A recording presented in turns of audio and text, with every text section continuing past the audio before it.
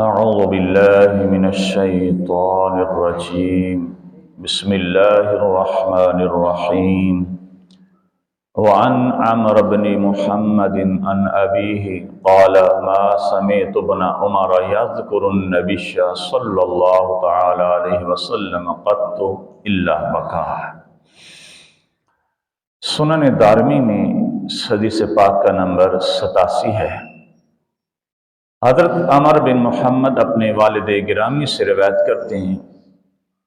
کہ حضرت عبداللہ ابن عمر رضی اللہ تعالیٰ عنہ جب بھی کبھی نبی مکرم شفیع معصوم صلی اللہ تعالی علیہ وسلم کا ذکر پاک فرماتے تو رو پڑتے تھے کہ نبی مکرم شفیع معصوم صلی اللہ تعالی علیہ وسلم کو دین کی تبلیغ میں بہت تکلیفیں اٹھانی پڑی، بہت زیادہ تکلیفیں اٹھانی پڑی۔ آپ انبیاء کرام علیہ السلام کے حالات زندگی پڑھیں یا سنیں تو پتہ چلتا ہے کہ انبیاء کو کتنی تکلیفیں آئیں اس دین کا پیغام پہنچانے میں۔ تو نبی کریم علیہ السلام کو جو دین کی تبلیغ پر تکلیفیں پہنچیں تو حضرت عبداللہ ابن عمر رضی اللہ تعالیٰ عنہ جب بھی حضور کا ذکر پاک فرماتے تو وہ تکلیفیں ان کو حضور کی یاد آتی تو رو پڑتے کہ جب جس کے لیے کائنات بنائی گئی اس ہستی کو بھی لوگوں نے اتنا ستایا، اتنی تکلیفیں دیں، حالانکہ وہ تو اللہ کا پیغام پہنچاتے تھے، رب سے ان کا رشتہ ٹوٹا ہوا جوڑنا چاہتے تھے، لیکن اس کے باوجود قوم نے آپ کو ستایا اور اپنے کو تکلیفیں دی۔ وعن ابی ہریرہ رضی اللہ تعالی عنہ ان رسول اللہ صلی اللہ تعالی علیہ وسلم قال ان من اشد امتی لی حبا ناس یکونون بعدی یود احدهم لو رآنی باہلہ ومالہ، رواہ مسلم۔ حضرت سیدنا ابو ہریرہ رضی اللہ تعالیٰ عنہ سے روایت ہے کہ اللہ کے پیارے محبوب صلی اللہ تعالی علیہ وسلم نے ارشاد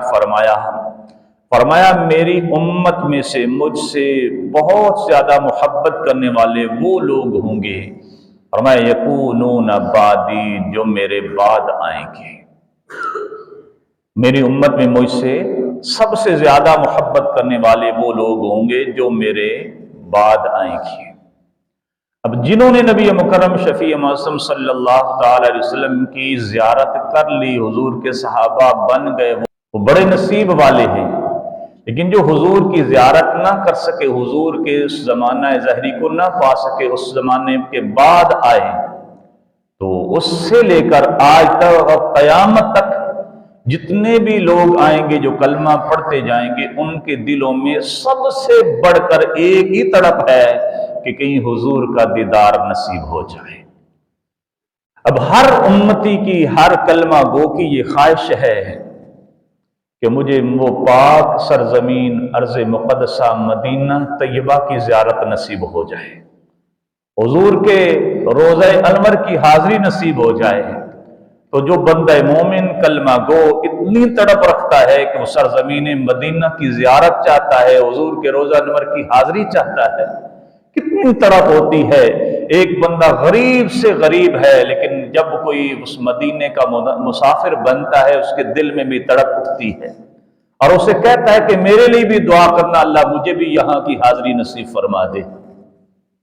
تو جس بندے کے دل میں حضور کے شہر کی، حضور کے روضہ انور کی اتنی تڑپ ہے، پھر حضور کی ذات کے بارے میں اس کے دل میں کتنی تڑپ ہوگی کہ کاش مجھے حضور کی زیارت نصیب ہو جائے۔ تو میرے کریم آقا علیہ السلام فرماتے ہیں میری امت میں سے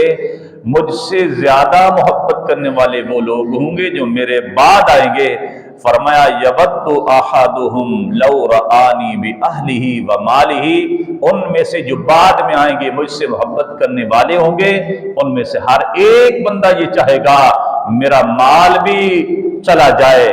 اور میرے اہل بھی چلا جائے، یعنی میں اپنی آل اولاد اور اپنا مال سب کچھ قربان کر کے اس کے بدلے میں میری زیارت چاہتا ہے، کہتا ہے جو کچھ ہے وہ چلا جائے لیکن اس کے بدلے میں رب کے محبوب کی مجھے زیارت ہو جائے، یہ ان میں سے ہر ایک بندہ چاہتا ہے۔ تو اس میں بھی نبی کریم علیہ السلام کی محبت کا ذکر ہے کہ حضور کی محبت بندہ مومن کے دل میں ہوتی ہے، اور جس کے دل میں حضور کی محبت ہوگی وہی بندہ صاحب ایمان ہوگا۔